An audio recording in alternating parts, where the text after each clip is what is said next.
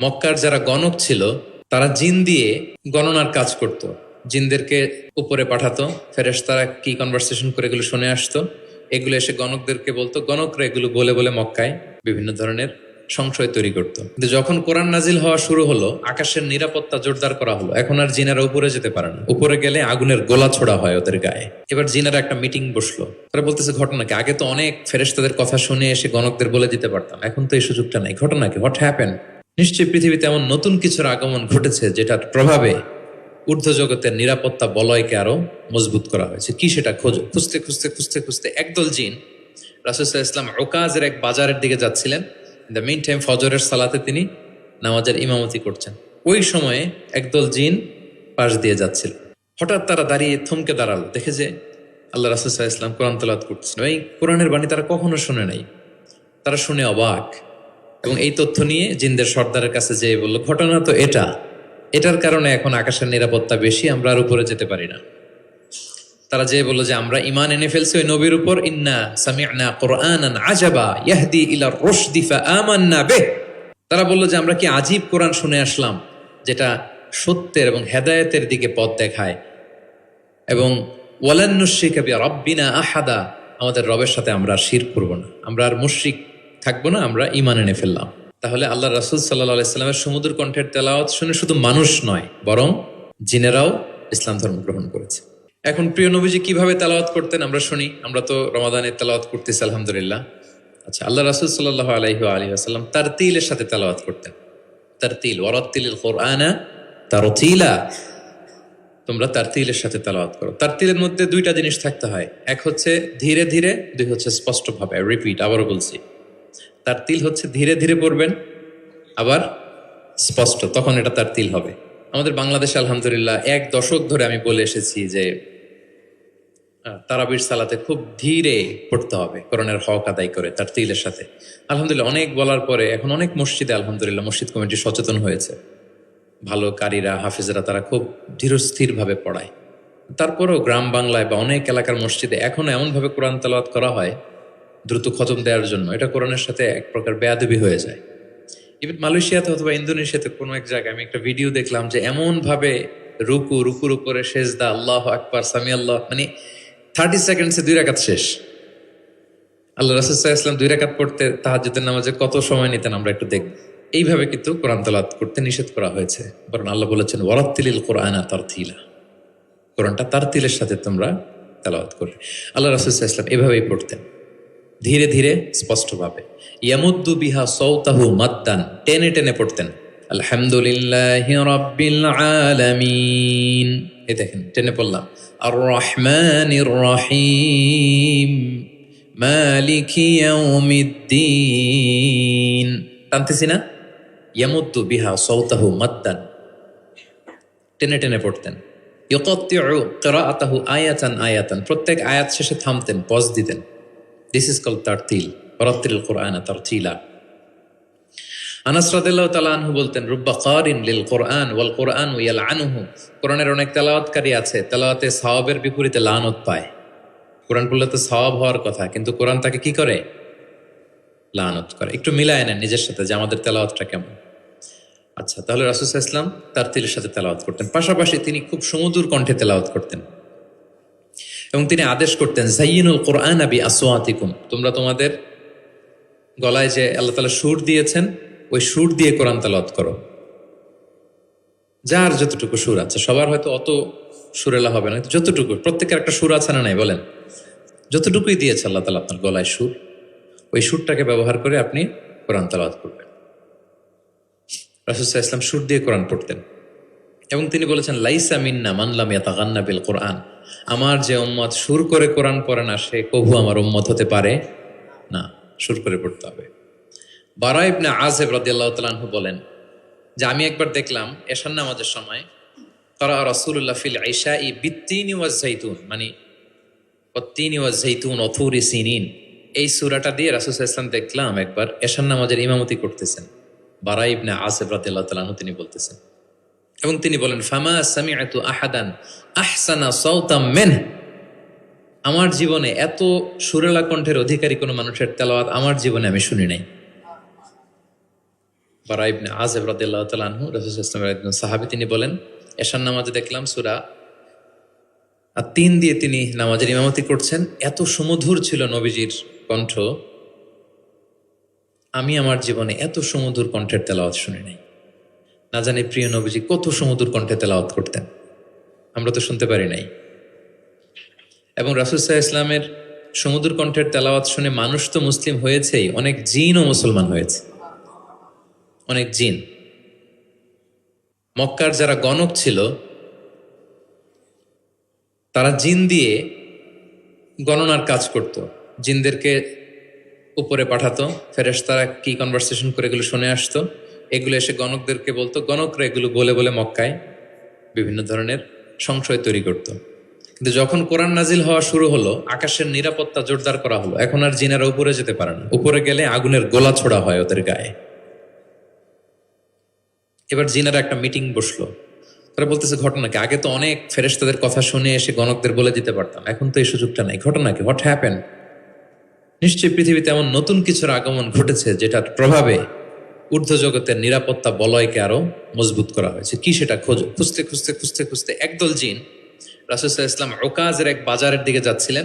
In the mean time ফজরের সালাতে তিনি নামাজের ইমামতি করছেন। ওই সময়ে একদল জিন পাশ দিয়ে যাচ্ছিল। হঠাৎ তারা দাঁড়িয়ে থমকে দাঁড়ালো, দেখে যে আল্লাহ রাসূল সাল্লাল্লাহু আলাইহি ওয়াসাল্লাম কোরআন তেলাওয়াত করতেছেন। এই কোরআনের বাণী তারা কখনো শুনে নাই, তারা শুনে অবাক। এবং এই তথ্য নিয়ে জিনদের সর্দারের কাছে যেয়ে বলল, ঘটনা তো এটার কারণে এখন আকাশের নিরাপত্তা বেশি, আমরা আর উপরে যেতে পারি না।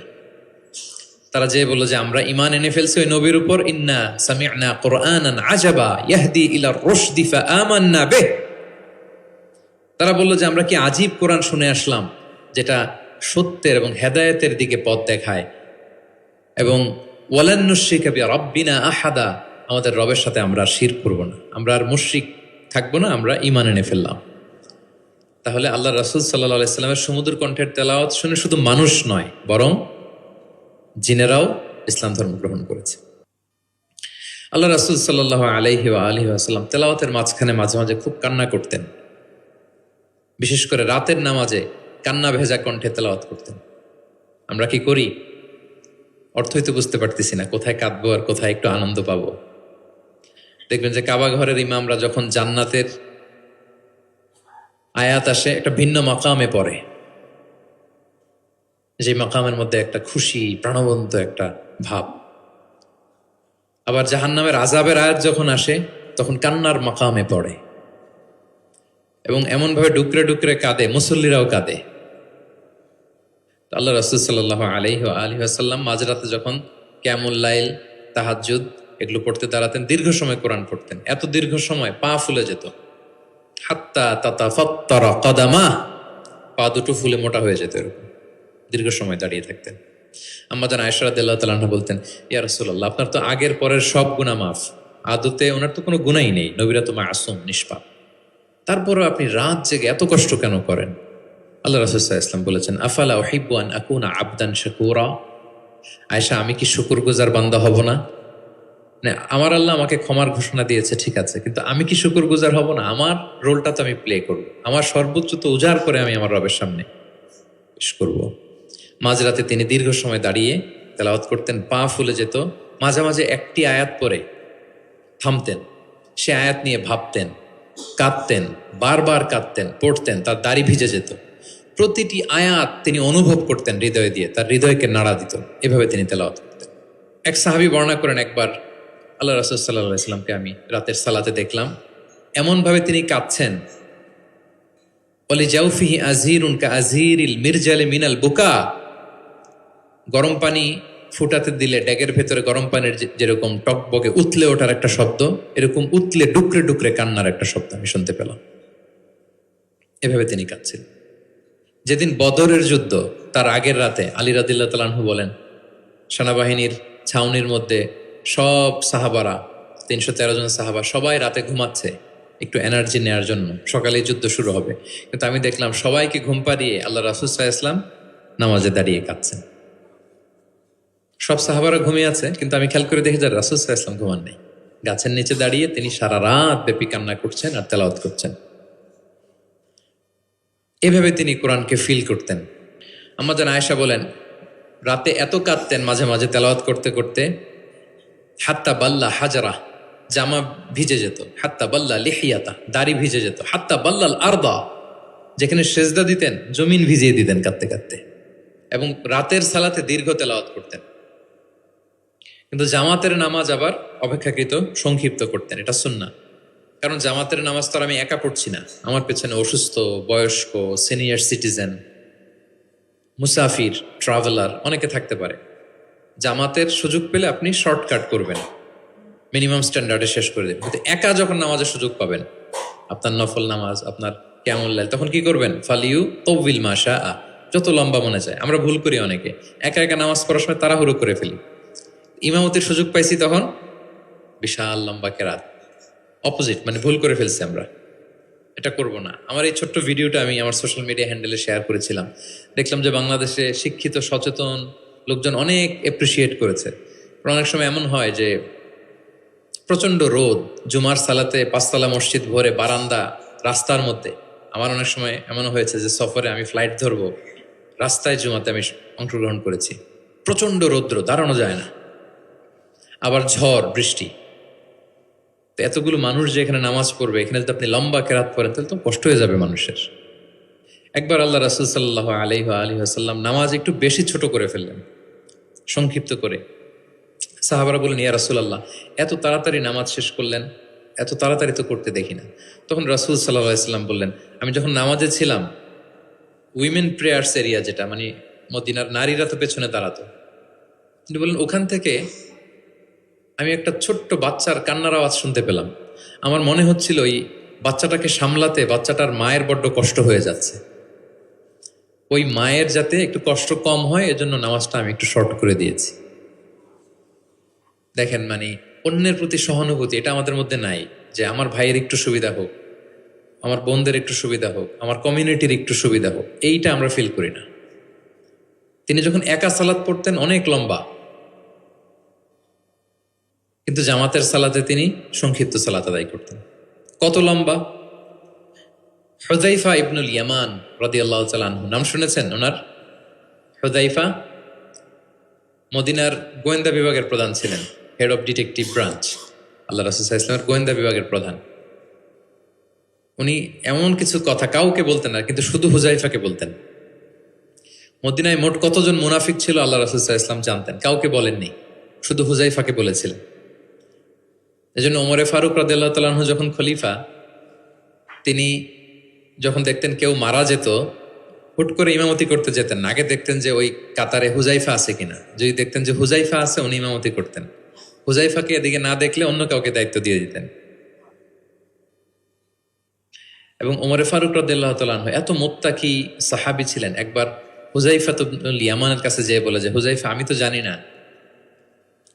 মদিনাতে কতজন মুনাফিক ছিল, এর নামগুলো তো রাসূল তোমাকে বলেছে, তুমি একটু আমাকে বলো যে আমি ওমরের নামটা আবার ওই লিস্টে আছে কিনা।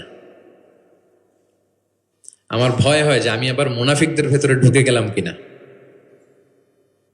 হুযাইফা ইবনুল ইয়ামান বললেন, আমিরুল মুমিনিন, আপনি কি বলেন? আল্লাহ রাসূল সাল্লাল্লাহু আলাইহি সাল্লাম তো বলেছেন যে আপনি কোনো রাস্তা দিয়ে যদি হাঁটেন, শয়তান যদি ওই রাস্তা দিয়ে আসে, আপনাকে দেখলে শয়তান ওই রাস্তা রেখে দিয়ে অন্য রাস্তা দিয়ে হাঁটে। কোশ্চিনকালেও মুনাফিকদের লিস্টে আপনার নাম থাকতে পারে না।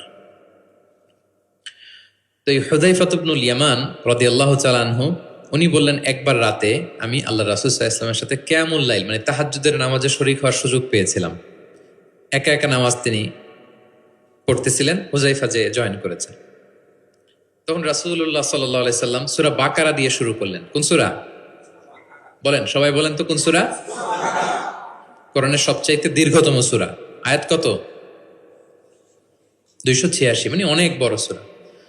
তো উনি শরীক হলেন, শরীক হওয়ার পরে আল্লাহ রাসূল সাল্লাল্লাহু আলাইহি সাল্লাম সূরা বাকারা দিয়ে শুরু করলেন। তো উনি ভাবলেন মনে হয় 100 আয়াত যাওয়ার পরে রাসূল সাল্লাল্লাহু আলাইহি সাল্লাম রুকুতে যাবেন।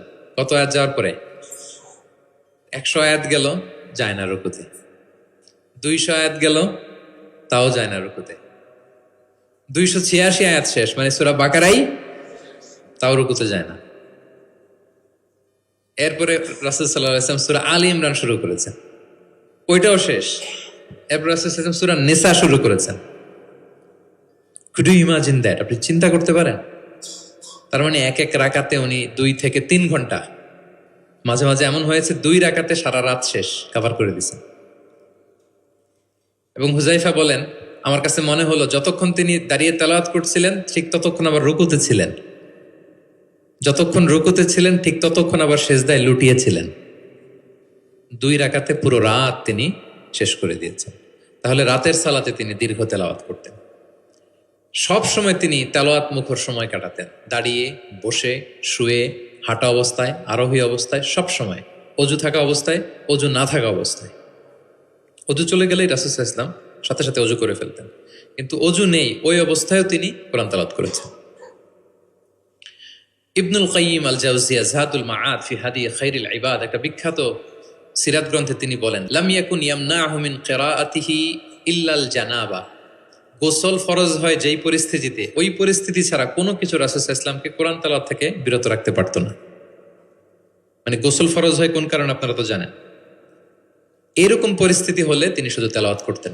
এছাড়া দাঁড়িয়ে, বসে, হাঁটছেন, আরোহণ করেছেন, অজু আছে কিংবা অজু নেই, সবসময় তিনি কোরআন তেলাওয়াত করতেন।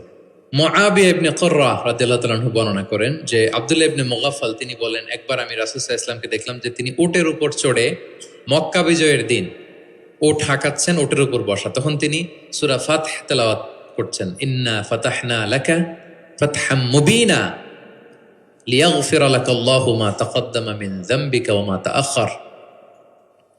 তিনি বলেন যে আমি নিজে 8ম হিজরিতে মক্কা বিজয়ের দিন দেখলাম তিনি উট হাঁকাচ্ছেন আর পড়তেছেন ইন্না ফাতাহনা লাকা ফাতহাম মুবিনা, সূরা ফাতহ তেলাওয়াত করতেছেন। সুবহানাল্লাহ। তার মানে দাঁড়িয়ে, বসে। অনেকে আমাদেরকে প্রশ্ন করে যে হুজুর শুয়ে শুয়ে কোরআন তেলাওয়াত করা যাবে?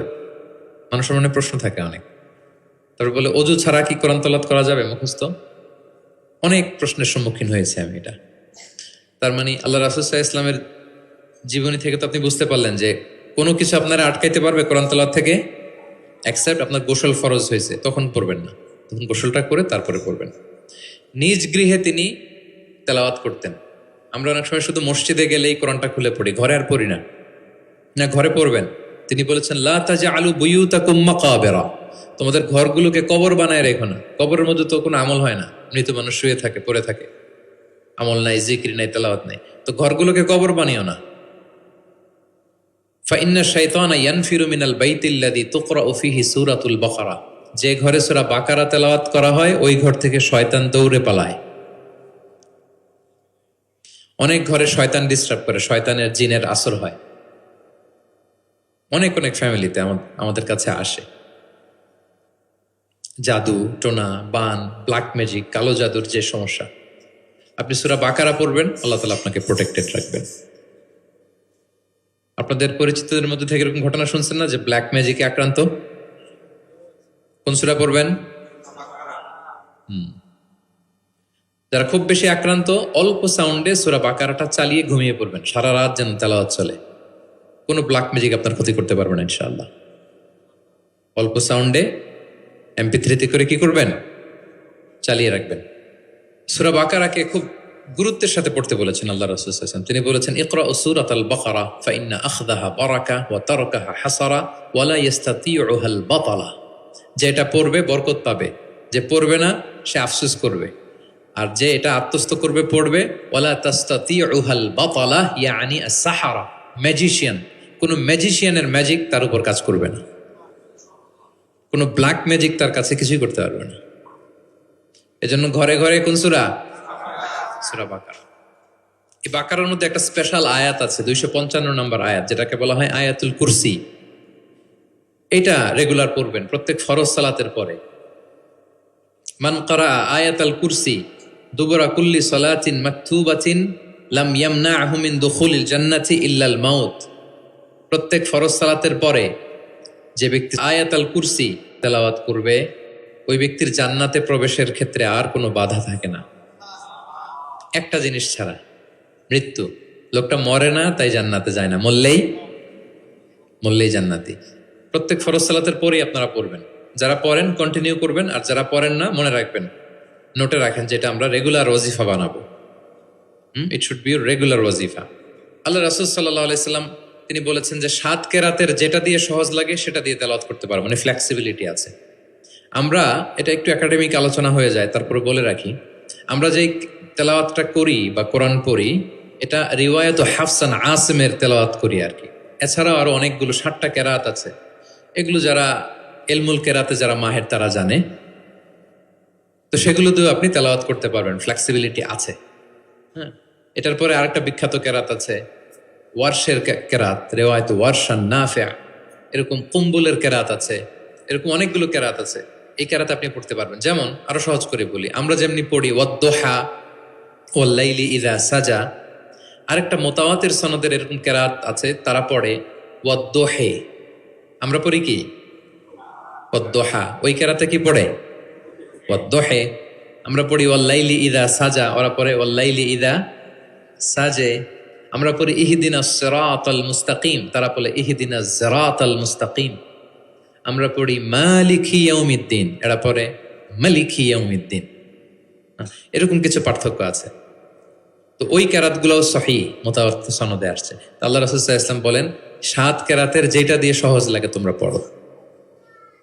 যেমন বাংলা ভাষা একটার মধ্যে আঞ্চলিকতা আছে না, নোয়াখালীর এরাও বাংলা বলে কিন্তু একটু ভিন্ন, সিলেটের ভাইরা একটু ভিন্ন, চট্টগ্রামের এরা বাংলাইতে বলে নাকি, চট্টগ্রামের লোকের কোন ভাষায় কথা বলে, ফার্সিতে, বাংলা, কিন্তু আপনি হয়তো বুঝবেন না, এমন এমন শব্দ আপনি বুঝবেন না, কিন্তু তারা প্রত্যেকেই বাংলা বলে। তো একই আরবির মধ্যেও অনেক আঞ্চলিকতা আছে। এই 7টা আঞ্চলিকতায় কোরআন নাজিল হয়েছে। রাসূল সাল্লাল্লাহু আলাইহি ওয়াসাল্লাম বলেন যেটা সহজ লাগে পড়ো। একবার হিশাম বিন হাকিম বিন হিজাম উনি একবার সূরা ফুরকান পড়তেছেন এমন একটা কেরাতে, যেই কেরাত ওমর রাদিয়াল্লাহু তাআলা আনহু শোনেন নাই। উনি তো আবার খুব রাগী ছিলেন, ইসলামের কোনো রুল ভায়োলেট হয়েছে দেখলে তাৎক্ষণিক অ্যাকশন নিতেন, ডাইরেক্ট অ্যাকশন নিতেন। তো উনি ভাবছে যে কোরআনকে বোধহয় সে বিকৃত করে পড়ছে, এই কেরাতটা ওনার আবার জানা ছিল না।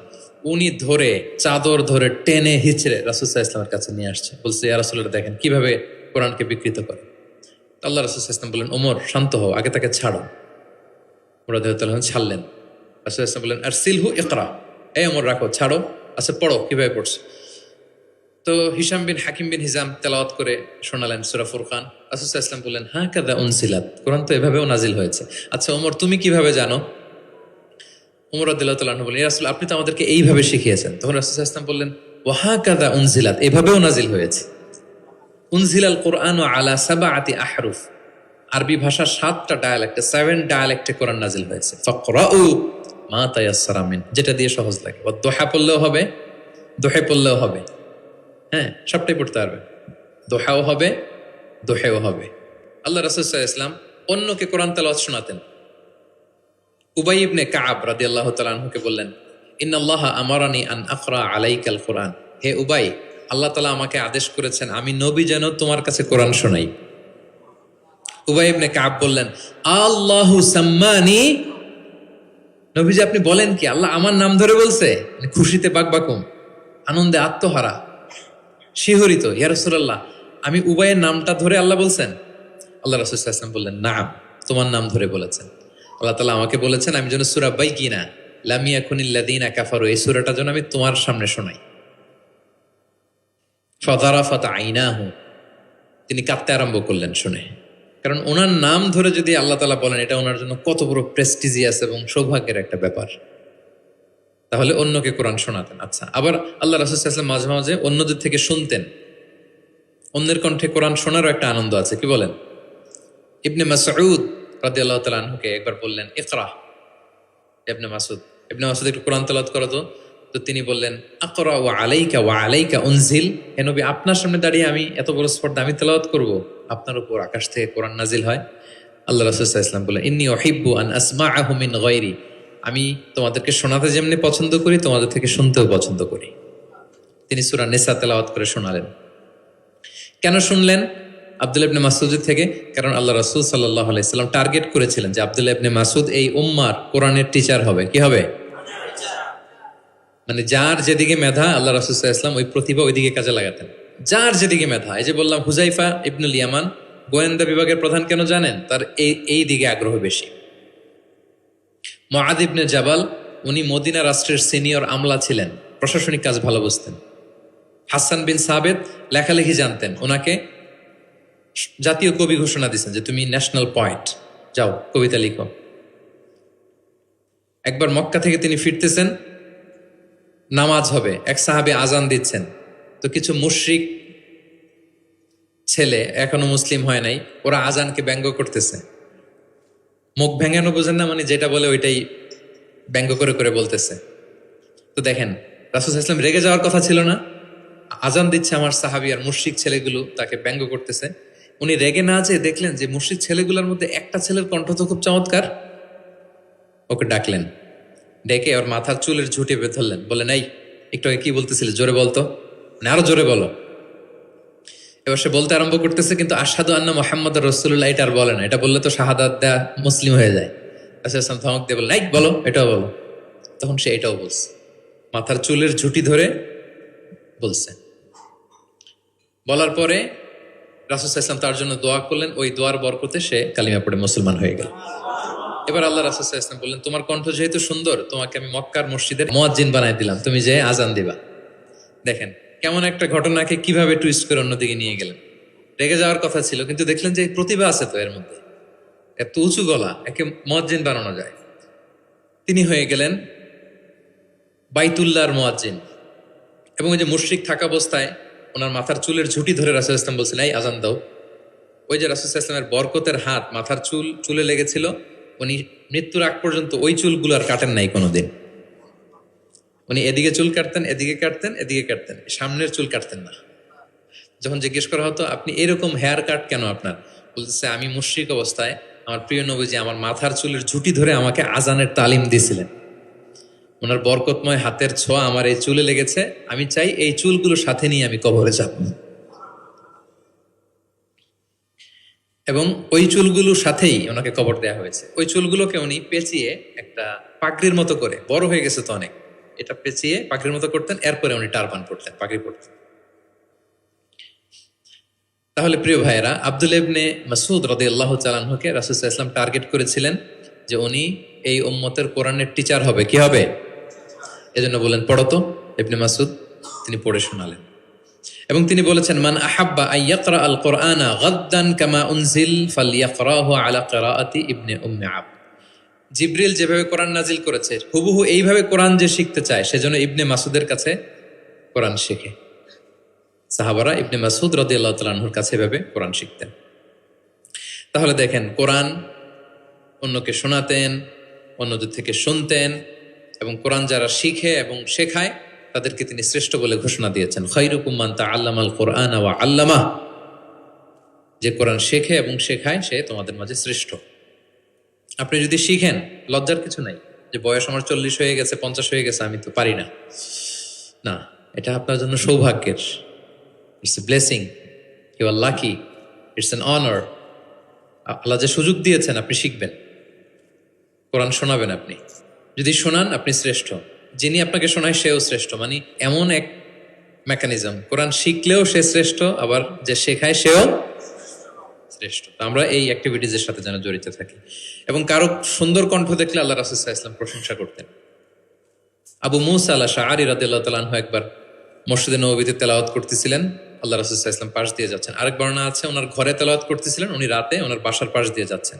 হঠাৎ কান লাগিয়ে শুনলেন এত সুন্দর গলা, তিনি বুঝতে পারলেন এটা আমার আবু মুসা আল-আশআরীর কণ্ঠ। তো সকালবেলা ফজরের পরে আবু মুসাকে ডেকে বললেন, আবু মুসা, লাকাদ উতিতা মিজমারান মিন মাযহামিরি আলি দাউদ। দাউদ নবীর গলায় আল্লাহ যে সুরের ঝংকার দিয়েছেন, এই উম্মতের মধ্যে তোমার গলায় আল্লাহ সে সুরের লহরী ঢেলে দিয়েছেন। তাও মুসা বলে, ইয়া রাসূলুল্লাহ, আমি তো কখনো আপনার সামনে তেলাওয়াত করিনি, আপনি কি করে বুঝলেন? তো রাসূল সাল্লাল্লাহু আলাইহি ওয়াসাল্লাম বলেন, গত রাতে তোমার ঘরের পাশ দিয়ে যাচ্ছি, তোমার তেলাওয়াত শুনে আমি থমকে দাঁড়িয়েছি, যতক্ষণ পড়েছো আমি শুনেছি। আবু মুসা আল-আশআরী তো অবাক হলেন, বলেন, ইয়া রাসূলুল্লাহ, আপনি দাঁড়িয়ে আমার তেলাওয়াত শুনেছেন, এটা যদি জানতাম আমি যে আরো কত সুর করে পড়তাম, আমি যে আরো কত সুর দিয়ে পড়তাম, ফজর পর্যন্ত পড়তাম। দাউদ আলাইহিস সালাম নবীদের মধ্যে সবচেয়ে সুরেলা গলার নবী ছিলেন। ওনার উপরে জাবুর কিতাব নাজিল হয়েছিল। আকাবা একটা উপসাগর আছে জর্ডানে, আমি এবার জর্ডান ভিজিটে দেখে এসেছি। আকাবা উপসাগরের তীরে বসে তিনি যখন জাবুর তেলাওয়াত করতেন, আকাবা উপসাগরের মাছগুলো সব চলে আসতো তেলাওয়াত শুনতে, এত সুর ছিল ওনার গলায়। তো নবী আলাইহিস সালাম বলেন যে দাউদ নবীর গলায় যে সুর দিছে, আমার সাহাবীদের মধ্যে আল্লাহ তোমার গলায় সেই সুর ঢুকাই দিছে। সুবহানাল্লাহ।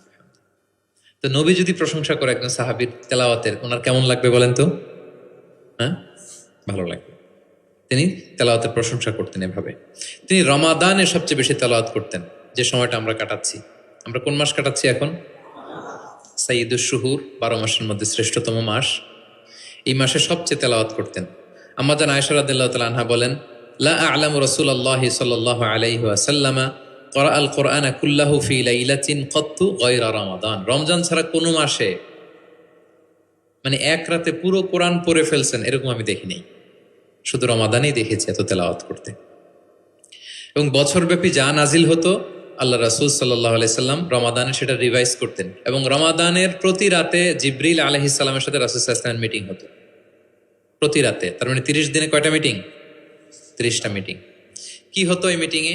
সারা বছর যা নাজিল হয়েছে রাসূল সাল্লাল্লাহু আলাইহি ওয়াসাল্লাম জিবরিল আলাইহিস সালামকে সেটা শোনাতেন, আবার জিবরিল আলাইহিস সালাম রাসূল সাল্লাল্লাহু আলাইহি ওয়াসাল্লামকে শোনাতেন, দুই পক্ষ থেকে। আর যে বছর আল্লাহ রাসূল সাল্লাল্লাহু আলাইহি ওয়াসাল্লাম ইন্তেকাল করেছিলেন, ওই বছর পুরো কোরআনটা দুইবার জিবরিল আলাইহিস সালাম আল্লাহ রাসূল সাল্লাল্লাহু আলাইহি ওয়াসাল্লামকে শুনিয়েছেন, আবার আল্লাহ রাসূল সাল্লাল্লাহু আলাইহি ওয়াসাল্লাম দুইবার জিবরিল আলাইহিস সালামকে শুনিয়েছেন। আজকে থেকে নিয়ত করেন, আমরা শোনাবো। আপনি ভাবিকে শোনাবেন, ভাবি আপনাকে শোনাবে, আপনি আপনার মেয়েকে শোনাবেন, আপনার মেয়ে আপনাকে শোনাবে, যে সূরাটাই পারেন।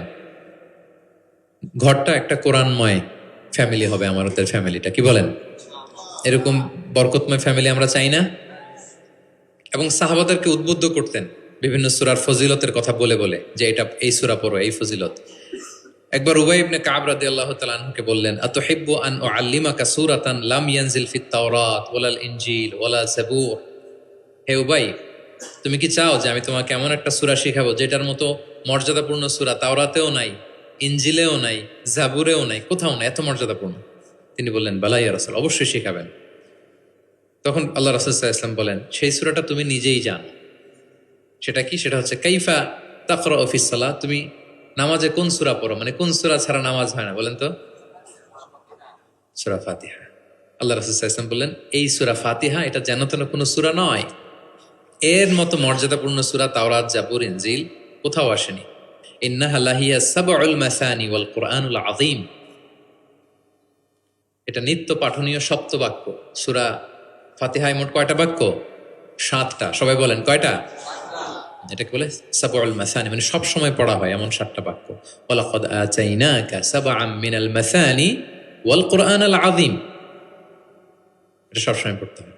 আবু হুরায়রা রাদিয়াল্লাহু তাআলা আনহু বলেন যে আল্লাহ রাসূল সাল্লাল্লাহু আলাইহি ওয়াসাল্লাম একবার আমাদেরকে উৎসাহ দিয়ে বললেন যে একটা সূরা আছে, এই সূরার 30টা আয়াত। এই সূরা যদি কেউ তেলাওয়াত করে, এই সূরা কিয়ামতের দিন এই তেলাওয়াতকারীর পক্ষে আল্লাহর কাছে সুপারিশ করবে, এমনকি তর্ক করবে, যতক্ষণ আল্লাহ তাআলা তেলাওয়াতকারীকে জান্নাতি হিসেবে ঘোষণা না দেয়। বলেন তো কোন সূরা এটা? সূরা মুলক। অনেক মানুষ, আলহামদুলিল্লাহ শতাধিক মানুষ দেশে বিদেশে এয়ারপোর্টে আমাকে দেখা হইলেই বলে যে শেখ, আপনার সূরা মুলকের তাফসীর শুনে আমি সূরা মুলক মুখস্থ করেছি। আলহামদুলিল্লাহ, আমার সৌভাগ্য। অনেকে বলে যে সাইয়্যিদুল ইস্তিগফার আপনার আলোচনা থেকে শুনে মুখস্থ করেছি।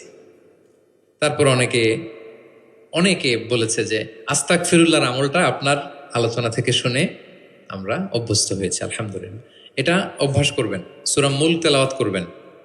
কয় আয়াত সূরা মুলকে? এক মাসে কয় দিন? প্রতিদিন যদি একটা আয়াত মুখস্থ করেন, 30 দিনে সূরা মুলক হয়ে যাবে না? কঠিন? বেশি কঠিন? করবেন। এভাবে ফজিলতের কথা বলে আল্লাহ রাসূল সাল্লাল্লাহু আলাইহি ওয়াসাল্লাম সাহাবাদেরকে উদ্বুদ্ধ করতেন। গত বছর আমার একটা বই এসেছে, কোরআনের উপর এক নজরে কোরআন। নাম শুনেছেন না আপনারা? সবগুলো সূরার ফজিলত আমরা ওখানে নিয়ে এসেছি। 114 সূরার ফজিলতকে আপনি পাবেন, এবং পড়লে আপনার আরো বেশি মন চাইবে সূরাটার তাফসীর জানতে, অর্থ জানতে, মুখস্থ করতে। এই সূরার ফজিলত কি, সূরার মূল আলোচনা কি, এই সূরা নাজিলের প্রেক্ষাপট কি, এর মধ্যে লেসন কি, মেজর থিম কি, আমি যেভাবে তাফসীর করে আপনাদেরকে শোনাই ওইভাবেই সহজ করে করে প্রত্যেকটা সূরা 5 থেকে 6 পৃষ্ঠায় কভার, যত বড় সূরা হোক একেবারে সামারি নিয়ে এসেছি। যাদের সংগ্রহে আছে এই রমাদানে পড়বেন, খুব সহজ মনে হবে। যে সূরাটার অনুবাদ করতে মনে চায়, আগে এক নজরে কোরআন থেকে একবার রিভাইজ দিয়ে নেবেন, অনুবাদটা সহজ মনে হবে। যে সূরাটার তাফসীর জানতে মনে চায়, আগে এক নজরে কোরআন থেকে একবার পড়ে নিবেন, একেবারে ক্রিস্টাল ক্লিয়ার, সহজ হয়ে যাবে।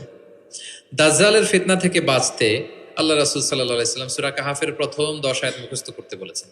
আল্লাহ রাসূল সাল্লাল্লাহু আলাইহি সাল্লাম ইরশাদ করেন, মান হাফিদা 10 আয়াতিন মিন আউয়ালি সূরাতিল কাহফি উসিমা মিন ফিতনাতিদ দাজ্জাল। যে সূরা কাহাফের প্রথম 10 আয়াত মুখস্থ করবে সে দাজ্জালের ফিতনা থেকে মুক্ত থাকবে ইনশাআল্লাহ। মুখস্থ করবেন সূরা কাহাফের প্রথম কয় আয়াত? 10 আয়াত। আল্লাহ রাসূল সাল্লাল্লাহু আলাইহি সাল্লাম কোরআনের ব্যাখ্যা করতেন, নিজেই কোরআনের ব্যাখ্যা করতেন, কারণ তার উপরই তো কোরআন নাজিল হয়েছে, তিনিই সবচেয়ে বড় মুফাসসির। আল্লাহ রাসূল সাল্লাল্লাহু আলাইহি সাল্লামের চেয়ে বেশি কোরআনের ব্যাখ্যা আর কি কেউ জানে? ব্যাখ্যা করতেন। একবার তিনি আল্লাযীনা আমানু ওয়ালাম ইয়ালবিসু ঈমানাহুম বিযুলমিন উলাইকা লাহুমুল আমনু ওয়া হুম মুহতাদুন, আর ঈমানের সাথে জুলুমকে মেশায়নি, তাদের জন্য আছে নিরাপত্তা এবং হেদায়েত। সাহাবারা অবাক হলেন যে ইয়া রাসূলুল্লাহ, আমাদের মধ্যে এরকম কে আছে যে ঈমানের সাথে জুলুম মিশায় নাই, মানে ঈমান আনার পরে কোনো পাপ করি নাই, কম বেশি পাপ তো আমাদের হয়েছে, জুলুম তো হয়েছে, তাহলে আমরা কি নিরাপত্তা হেদায়েত পাবো না? তো রাসূল সাল্লাল্লাহু আলাইহি ওয়াসাল্লাম বললেন যে এই জুলুম দ্বারা ওই জুলুম উদ্দেশ্য না, এই জুলুম দ্বারা উদ্দেশ্য হচ্ছে শিরক। এই জুলুম দ্বারা উদ্দেশ্য কি? এই যে ব্যাখ্যা করে দিচ্ছেন, সাহাবীদের ভুল ধারণা ভাঙায় দিচ্ছেন। তিনি বলতেছেন, তোমরা কি লোকমান আলাইহিস সালামের ওই নসিহত পড়ো নাই যে লা তুশরিক বিল্লাহ ইন্না শিরকা লা যুলমুন আযীম? ওনার ছেলেকে বলতেছেন যে বাবা শিরক করো না, শিরিক সবচেয়ে বড় জুলুম। শিরিক সবচেয়ে বড় কি? কারণ এই জুলুমটা মানুষ কার উপর করে? আল্লাহর উপর করে। তাহলে জুলুম মানে হচ্ছে এই আয়াতের মধ্যে শিরক। তাহলে স্বয়ং রাসূলুল্লাহ সাল্লাল্লাহু আলাইহি ওয়াসাল্লাম নিজে ব্যাখ্যা করে দিয়েছেন, সাহাবারা ওনারা ক্লিয়ার হয়ে গেলেন। কোরআনে যারা অধিক পারদর্শী তাদেরকে রাসূল সাল্লাল্লাহু আলাইহি ওয়াসাল্লাম প্রায়োরিটি দিতেন। কি দিতেন? প্রায়োরিটি। আল্লাহ রাসূল সাল্লাল্লাহু আলাইহি ওয়াসাল্লাম বলেছেন, ইয়া উম্মুল কওমা আকরাউহুম লিকিতাবিল্লাহ। একসাথে ধরেন যে অনেকে হয়েছেন, তো ইমামতি করবে কে? আমরা 5 ভাই একসাথে হইছি, নামাজের সময় হয়েছে, ইমামতি কে করবে? হ্যাঁ, যে কোরআন ভালো জানে। আকরাউহুম লিকিতাবিল্লাহ, আল্লাহর কিতাব যে বেশি জানে, বেশি ব্যাখ্যা জানে, বেশি মুখস্থ সে। আচ্ছা, ওয়া ইন কানাত কিরাআতুহুম সাওয়া, যদি তাদের সবার কেরাত সমান হয় তখন রাসূল সাল্লাল্লাহু আলাইহি ওয়াসাল্লাম বলেন ফাইয়া উম্মুহুম আকদামুহুম হিজরাতান, তাহলে যে আগে হিজরত করছে সে, মানে তখন আগে হিজরত, যে আগে হিজরত করেছে তাদের মর্যাদা বেশি ছিল।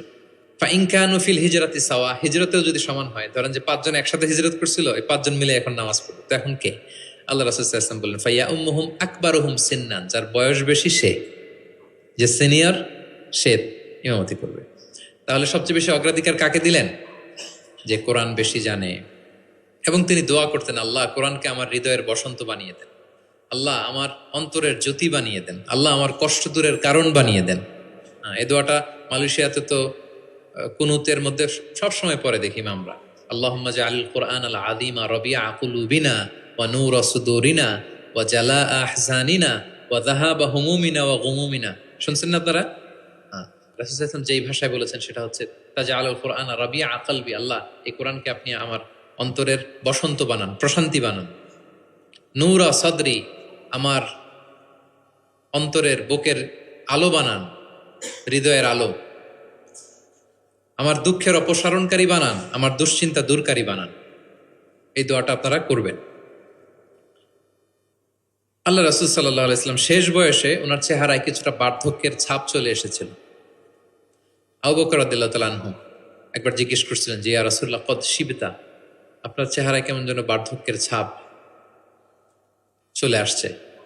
আল্লাহ রাসূল সাল্লাল্লাহু আলাইহি ওয়াসাল্লামের দাড়ি এবং চুল মিলে, সব মিলে 20টার বেশি চুল পাকে নাই। এক বর্ণনায় এসেছে 17টা, আরেক বর্ণনায় 18টা। মুহাদ্দিসিন একরাম বলেছেন যে এত অল্প কিছু চুলদারি পেকেছিল যে গুনা যেত, গুণে দেখা গেছে 17, 18, সবশেষে যখন বেড়েছে হয়তো 20। যেন মুহাদ্দিসিন একরাম একমত যে ওনার 20টার বেশি চুলদারি পাকে নাই। কোথায় বেশি পাকছে? এদিকে কয়েকটা পাকছে, নিমদারের এখানে কয়েকটা পাকছে, হাদিসে আছে। আবু বকর রাদিয়াল্লাহু তাআলা আনহু বললেন, ইয়া রাসূলুল্লাহ কদ শিবতা, আপনার চেহারায় কেমন যেন বার্ধক্যের ছাপ। তখন আল্লাহ রাসূল সাল্লাল্লাহু আলাইহি ওয়াসাল্লাম বললেন, শাইয়াবাতনি হুদ ওয়াল ওয়াকিআ ওয়াল মুরসালাত ওয়া আম্মা ইয়াতাসাআলুন ওয়া ইযা শামসু কুবিরাত। আবু বকর বলো না আর, এই 5টা সূরা আমাকে বার্ধক্যে উপনীত করে দিয়েছে। কারণ এই 5টা সূরার ভিতরে কিয়ামতের বিভীষিকার বর্ণনা এমন ভাবে আল্লাহ তুলে ধরেছেন। আল্লাহ রাসূল সাল্লাল্লাহু আলাইহি ওয়াসাল্লাম এত উদ্বিগ্ন থাকতেন উম্মতকে নিয়ে, নিজের জন্য না, আমাদের জন্য, যে হায় রে কিয়ামতের এই বিভীষিকাময় মুহূর্তে আমার গুনাহগার উম্মতের কি হবে। ওই কঠিন পরিস্থিতিতে আমার উম্মতের কি হবে, এটা যখন ভাবতেন, এই 5টা সূরা পড়তেন, কিয়ামতের বিভীষিকাময় এই পরিস্থিতি দৃশ্যায়নের চিন্তা মানসপটে কল্পনাপটে চিন্তা করতে করতে ওনার মধ্যে বার্ধক্যের ছাপ চলে আসছে কোরআন পড়তে পড়তে উম্মতের চিন্তায়। সব নবীকে আল্লাহ তাআলা একটা স্পেশাল দোয়া করার সুযোগ দিয়েছিলেন, আর সব নবীরা ওই দোয়া দুনিয়াতেই করেছে, একমাত্র আমাদের প্রিয় নবীজি ছাড়া। সব নবী ওই দোয়া খাটায় ফেলছে দুনিয়াতে, আল্লাহ রাসূল সাল্লাল্লাহু আলাইহি ওয়াসাল্লাম ওই দোয়া করেন নাই। তিনি বলেন, ওয়া ইন্নী আখতাবিউ দাওয়াতি শাফাআতান লি উম্মতি ইয়াউমাল কিয়ামা, আমার ওই দোয়াটা, স্পেশাল দোয়াটা যেটা করলেই আল্লাহ কবুল করবে, ওই দোয়াটা আমি কিয়ামতের দিন আমার গুনাহগার উম্মতের জন্য রেখে দিয়েছি। আমি সেদিন আমার উম্মতের জন্য সেই দোয়াটা করব। তাহলে কিছু সূরা ওনার চেহারায় বার্ধক্যের ছাপ নিয়ে এসেছিল। কোরআন হেফজ করার পরে ভুলে যাওয়া, এটা কিন্তু ঠিক না। এজন্য আল্লাহ রাসূল সাল্লাল্লাহু আলাইহি ওয়াসাল্লাম বলেছেন, হেফজ যারা করবে তারা যেন কোরআনকে সংরক্ষণ করে, প্রিজার্ভ করে। এবং তিনি বলেছেন, তাআহাদুল কোরআন, কোরআনকে যত্ন নিও, কারণ কোরআন দামি মেহমান, দামি মেহমানকে যত্ন না নিলে থাকে না। হেফজ করছে, যত্ন নেয় নাই, পড়ে নাই, রিভাইজ দেয় না, এখন আর রিডিংও পড়তে পারে না। মুখস্থ তো দূরের কথা, দেখে দেখেও পড়তে কষ্ট, এরকম হয় অনেক হাফেজদের। এটা ঠিক না, কারণ আল কোরআন ও দাইফুন কারীমুন মিনাল্লাহ, কোরআন আল্লাহর পক্ষ থেকে অনেক সম্মানিত মেহমান। সম্মানিত মেহমানকে সম্মান দিতে হয়, নাহলে উনি আসে থাকে। ধরেন যে একজন এমপি আসলো আপনার বাসায়, মালয়েশিয়ার একজন মন্ত্রী, আসার পরে নাই কোনো রিসেপশন, নাই কোনো ওয়েলকামিং স্টেটমেন্ট, রিসেপশন কিছু নাই, আপনি কোনো গুরুত্বই দিচ্ছেন না, উনি এসে বসে থাকবে আপনার বাসায়? না, সম্মানিত মেহমানকে সম্মান করতে হবে। কোরআন অনেক বড় সম্মানিত এক মেহমান আল্লাহর পক্ষ থেকে, এটাকে সম্মান দিতে হবে, পড়তে হবে, রিভাইজ দিতে হবে, সময় দিতে হবে, তাহলে সে আপনার সিনায় থাকবে। তা না হলে এই কোরআনের নূর সিনাতে কখনো থাকে না। তিনি বলেছেন, তাআহাদুল কোরআন, কোরআনকে রিভাইজ করো, ফাইন্নাহু আশাদ্দু তাফাল্লুতান মিনাল ইবলি ফি উকুলিহা, ওটের রশি ছেড়ে দিলে ওট যেমনি পালায়, কোরআন মুখস্থ করার পর রিভাইজ না দিলে কোরআনও পালাবে, আর রিভিশন দিলে এটা হৃদয়ে থাকে। এবং তিনি উৎসাহ দিয়ে বলেছেন, কোরআন এমন কিতাব, পৃথিবীর অন্য কোনো কিতাবের ক্ষেত্রে এটা বলা হয় না, যে কিতাবের এক অক্ষরে 10 নেকি। এক অক্ষরে কয় নেকি? পৃথিবীর আর কোনো বইয়ের ক্ষেত্রে এটা প্রযোজ্য? ইভেন হাদিস শরীফের ক্ষেত্রেও প্রযোজ্য না।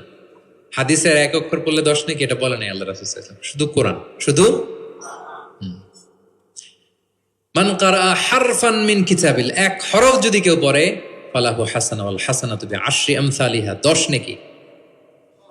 লা আকুলু আলিফ লাম মিম হারফুন, আল্লাহ রাসূল বলেন সূরা বাকারার শুরুতে যা আছে আলিফ লাম মিম, মনে করেন তিনটা মিললা এক অক্ষর না, বাল আলিফুন হারফুন, আলিফ একটা হরফ, লামুন হারফুন, লাম একটা হরফ, মিমুন হারফুন, মিম এক হরফ।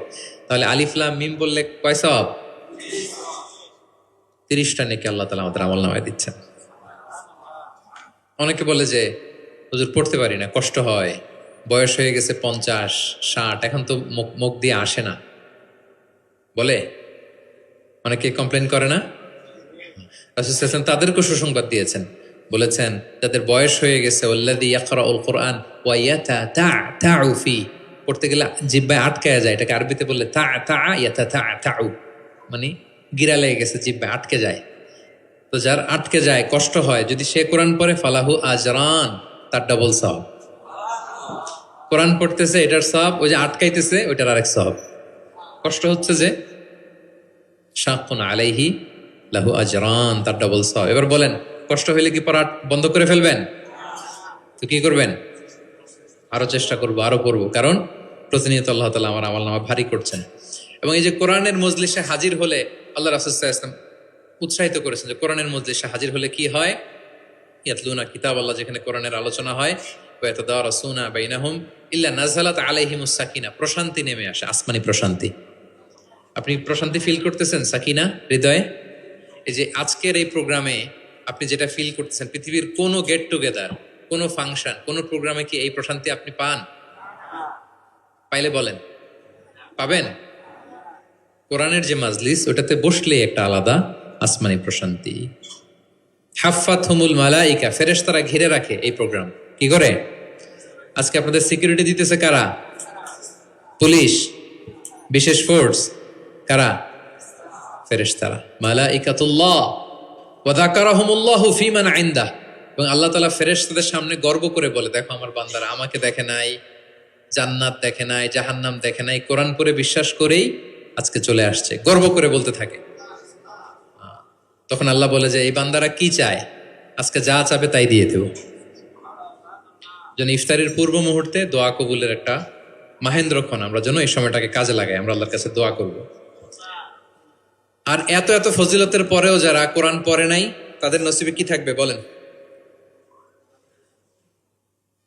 আল্লাহ রাসূল সাল্লাল্লাহু আলাইহি ওয়াসাল্লাম তাদের বিরুদ্ধে স্বয়ং মামলা দায়ের করবেন, যার সুপারিশ ছাড়া আমরা জান্নাতের চেহারা দেখব না।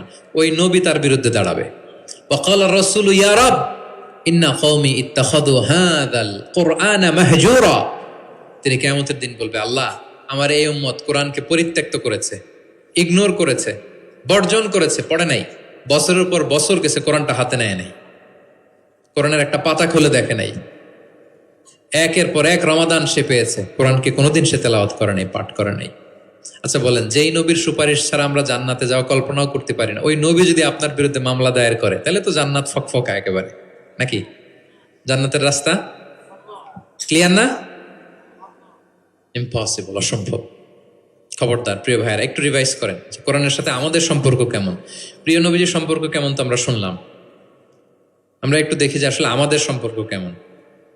আমরা নিজেরা শোনাই কিনা অন্যকে, অন্য থেকে শুনি কিনা, রাত্রিবেলা তেলাওয়াত করার সময় কান্না করি কিনা, চেষ্টা করি কিনা, অর্থ পড়ি কিনা, তাফসির পড়ি কিনা, কোরআন অনুযায়ী জীবনটা গড়ি কিনা, আমল করি কিনা, একটু নিজের সাথে নিজে বোঝাপড়া করেন। তাহলে আল্লাহ রাসূল সাল্লাল্লাহু আলাইহি ওয়া আলিহি ওয়াসাল্লাম যেভাবে কোরআনের সাথে নিজের সম্পর্ক করেছেন, আমরাও এভাবে নিজেদের সাথে কোরআনের সম্পর্ক করতে চাই। কি বলেন? চাই কি চাই না? এই রমাদানে আমাদের সময়গুলো কোরআনময় হোক, আমরা চাই। ধীরস্থির ভাবে পড়বেন। আজকে তো আমরা বললাম, কিভাবে পড়বেন? 4G গতিতে নাকি 5G স্পিডে, তার তেলের সাথে স্পষ্টভাবে ধীরে ধীরে। অনেকে কোরআনের খতম তুলতে যায়, কোরআনের খতম দেওয়া ফেলায়, লানত করবে কোরআন তাদের প্রতি। এটা করবেন না আমার প্রিয় ভাই, ধীরস্থির ভাবে তেলাওয়াত করুন, কোরআনের বঙ্গানুবাদ পড়ুন।